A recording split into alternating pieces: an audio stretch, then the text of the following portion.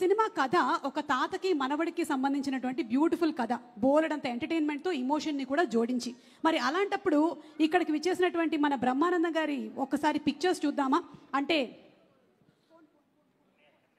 అంటే ముందుగా రాజా గౌతమ్తో మొదలు పెడదాం. రాజా గౌతమ్ కూర్చోండి. గౌతమ్, ఫస్ట్ మీ తాతగారి ఫొటోస్ చూద్దామా? అంటే సినిమాలో తాతగారు కాదు, ఒరిజినల్ తాతగారు. Let's have the picture please. Yes, ఏమైనా చెప్పాలనుకుంటున్నారా మీ తాతగారు అండ్ మీ నాన్నమ్మ గారి గురించి? అంటే నేను పుట్టినప్పటి నుంచి నాకు వాళ్ళతో పరిచయం లేదు. నేను పుట్టినప్పుడు ఆయన లేరు. ఓకే. బట్ నాన్న చెప్పడం చాలా విన్నానండి. వాళ్ళ గురించి ఎంతెంతో చెప్పేవారు. ఆ ఎక్స్పీరియన్స్ ఉంది అంతే. ఓకే, అయితే నాన్నగారిని అడుగుతాను నేను ఒకసారి. బ్రహ్మానందం గారు, ఒకసారి మీ అమ్మగారు నాన్నగారి గురించి జస్ట్ అంటే. అమ్మా నాన్నల గురించి చెప్పడం అంటే దేవుడి గురించి చెప్పినట్టే ఒకటి. పైగా మా అమ్మా నాన్నలు మామూలు అమ్మా నాన్నలు కాదు. ఒకవైపు పేదరికం, ఒకవైపు పెద్దరికం పంచుపుట్టినటువంటి అమ్మా నాన్నలు. వాళ్ళు నా తల్లిదండ్రులని చెప్పుకోవడానికి, నా జీవితాన్ని ఒక మార్గం వైపు నడిపించడానికి మా నాన్న చెప్పిన మాట ఒకటి గుర్తుంది, ఇప్పటికీ చెప్పాలనిపిస్తుంది. ఎక్కడైనా చెప్తుంటాను కూడా. నాన్న, నీకంటే నేను ఎక్కువ చదువుకోలేదురా, కానీ నాకు తెలిసిన విషయం ఒకటి చెప్తాను. ఏంటంటే, ఒక మనిషి 18 రోజులు ఆహారం లేకపోతే చచ్చిపోతాడు నాన్న. కానీ 17 రోజుల వరకు don't stretch your hand to anybody. On 18th day నువ్వు ఎవరినైనా అడిగి తెచ్చుకోవచ్చు. అప్పటి వరకు అడగొద్దు, లేకపోతే ఈ 17 రోజులు చచ్చిపోతున్నట్టే ఉంటుంది నాన్న అని చెప్పాడు. స్టిల్ ఇవాళ వరకు ఎవరు నా జీవితంలో లెక్చరర్గా చేసిన దగ్గర నుంచి ఇప్పటి వరకు నేను అప్పు చేసి కానీ, అప్పు ఎప్పుడు తీరుస్తారని ఎవరిని అడగటం కానీ నాకు తెలియదు. అది మా నాన్న అమ్మ నాకు నేర్పినటువంటి ఒక అద్భుతమైన పాఠాలు. ఎన్నో పాఠాల్లో ఇదొక పాఠం. Thank you so much Brahmanandam గారు. రాజా గౌతమ్ గారి తాతగారిని అలాగే నానమ్మని చూసాము. మరి ఇప్పుడు ఒక్కసారి మనము బ్రహ్మానందం గారి మనవడిని మనవరాల్ని చూద్దామా? ఒరిజినల్, సినిమాలో కాదు. ఎక్కడ పిక్చర్ ప్లీజ్. అంటే గౌతమ్ వాళ్ళ పిల్లల తాతగారు. సార్, ఈ లైఫ్ ఎలా ఉంది సార్? మొన్ననే డిస్కస్ చేసాం మనం ఈ విషయం. వాళ్ళు చాలా మొహమాటం లేకుండా కొన్ని విషయాలు చెప్తారంట. ఏం చెప్తారు సార్? గుర్తుపెట్టుకున్నావా? బాగా గుర్తుపెట్టుకున్నాను సార్. ఇట్లాంటి బాగా గుర్తుంటాయి సుమా. అబ్బా సార్, ఒక్కసారి ఈ రోజు చిరంజీవి గారికి చెప్పకుండా లాగా ఆయనకి చెప్పుకోవడానికే సగం ఉంటాయి. దాన్ని ఏమంటారు, ఏంటో ఆయన గురించి ఏదైనా మాట్లాడటానికి 40 ఏళ్ల క్రితం భయం పడిపోయింది. అవునా? 40 ఏళ్ల క్రితం ఏం భయం పెట్టారు? భయపెట్టడం అంటే ఏంట్రా అని కాదు. ఇప్పుడు నిన్ను చూడగానే రాజీవ్ భయపడుతుంటాడు చూడు, అలాగా. అంటే నీకు ఈజీగా అర్థమైపోయింది చూసినప్పుడు. అలాగా ఆయన is such a legendary personality. First time ఆయన అక్కడ చూసినప్పుడు వాళ్ళ ఇంటి ముందు బజుల్లా రోడ్లో ఒక 50 మంది 60 మంది పొద్దునే ఉంటారు జనం. వాళ్ళల్లో ఒకటి నేను అని అరిచిన రోజు ఉంది నాకు తెలుసు. అప్పటి నుంచి అతను ఇలా రండి పిలవండి అని చెప్పినప్పుడు వెళ్ళి పలకరించిన ఆ రోజులు అవి గుర్తుండి ఆయన కాలు దిగి గౌక్కని వెళ్ళిపోతుంటే సార్ సార్ సార్ తాత అంటే అలవాటు అయిపోయింది. ఇప్పటికి 40 ఏళ్ళు అయింది ఆయనతో పరిచయం. అయినా అంటే పెద్ద మాటలు అనవసరమైన మాటలు మాట్లాడకూడదు కానండి, స్టిల్ భయమే సుమా.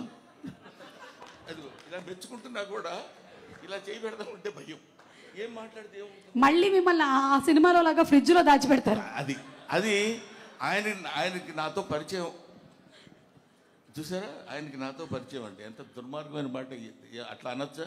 ఆయనతో నాకు పరిచయమైన రోజు ఏంటంటే, నిజం నాగేశ్వరి గారు, ఆయనేమో అక్కడ అట్లాంటి ఇట్లాంటి హీరోని కాను నేను చంటబ్బాయిలో చేస్తున్నాడు. అది నువ్వే చేయొచ్చు కదా, సరే నేనేదో చేద్దాను కదా అనుకున్నా.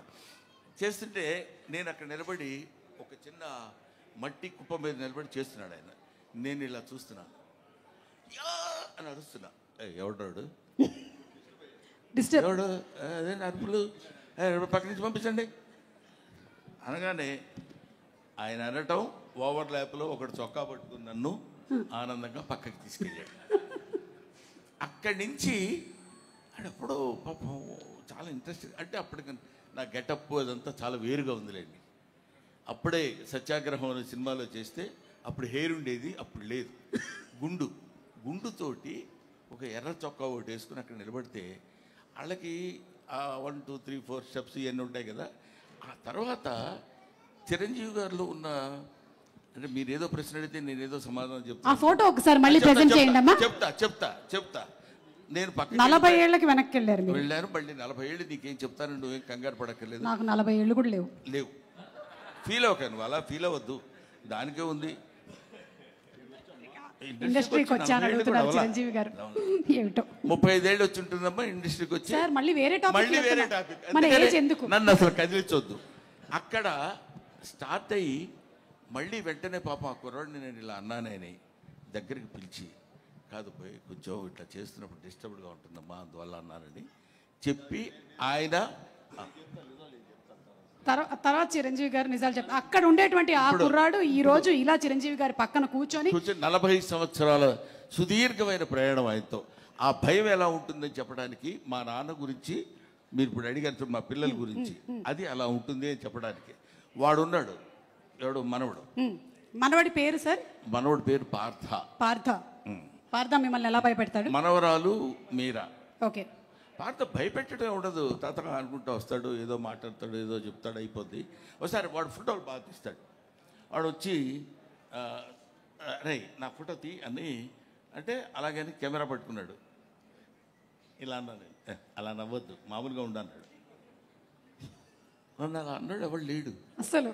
బ్రహ్మానందం గారు అంటే ఆనందంగా నవ్వుతారు, బ్రహ్మానందం గారు నవ్వు అంటాం కానీ నువ్వు నవ్వడం ఎందుకురా, నవ్వించన్నట్టు చిన్న ఎక్స్ప్రెషన్ ఇచ్చాడు. సరే, అది మనవడితోటి. మనవరాలు నిన్న ఈ వచ్చింది, దాన్ని ఏమంటారు, ట్రైలర్లో నేను కొడతాను కదా. అవును.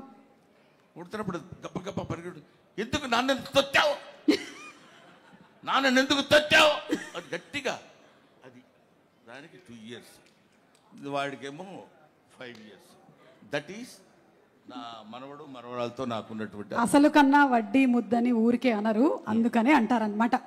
Okay, so thank you. And అలాగే ఈరోజు ఈ కార్యక్రమానికి మనకి ముఖ్య అతిథిగా విచ్చేసినటువంటి చిరంజీవి గారి జీవితంలోకి ఒకసారి తొంగి చూస్తే, చిరంజీవి గారి తాతగారి ఫోటో ఒకసారి, let's have the photo please.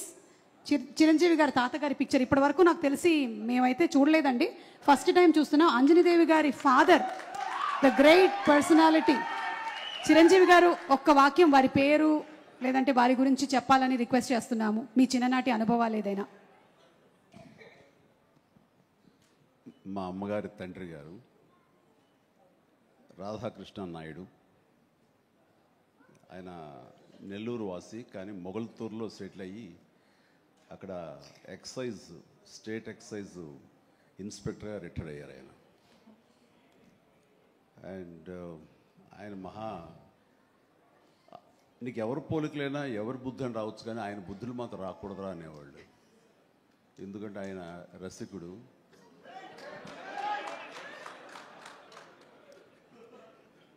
ఇద్దరు ఇంట్లో ఉండేవాళ్ళు, నాకు 2 అమ్మమ్మలు. వీళ్ళిద్దరి మీద అలిగితే 3వ వ్యక్తి పాపం ఎవరో అన్నీ కోల్పోయిన ఒక వ్యక్తి అనమాట, జాలి కొలేది ఆవిడకి అతి దగ్గర అయ్యారు ఆయన. అలా 3 మనకు తెలిసి 4, 5 ఉన్నాయేమో మనకు తెలియదు. అందుకని నువ్వు ఈ ఫిలిం ఇండస్ట్రీకి వెళ్తున్నావు, అవకాశాలు ఎక్కువ ఉంటాయి, జాగ్రత్త, ఆయన మాత్రం ఆదర్శంగా తీసుకోవద్దు అన్నారు. నేను తీసుకోలేదమ్మా. చిరంజీవి గారి తాతగారి గురించి తెలుసుకోవడం మాత్రమే కాదు, ఆయన చాలా దాన ధర్మాలు చేస్తారు, మంచి బుద్ధి వచ్చింది, అది ఒక్కటి కొంచెం అందిపుచ్చుకున్నాను. ఓకే, అయితే ఇప్పుడు రామ్ చరణ్ గారి తాతగారిని ఒకసారి చూద్దాము. రామ్ చరణ్ గారి తాతగారు అంటే చిరంజీవి గారి తండ్రి గారు. Photo please.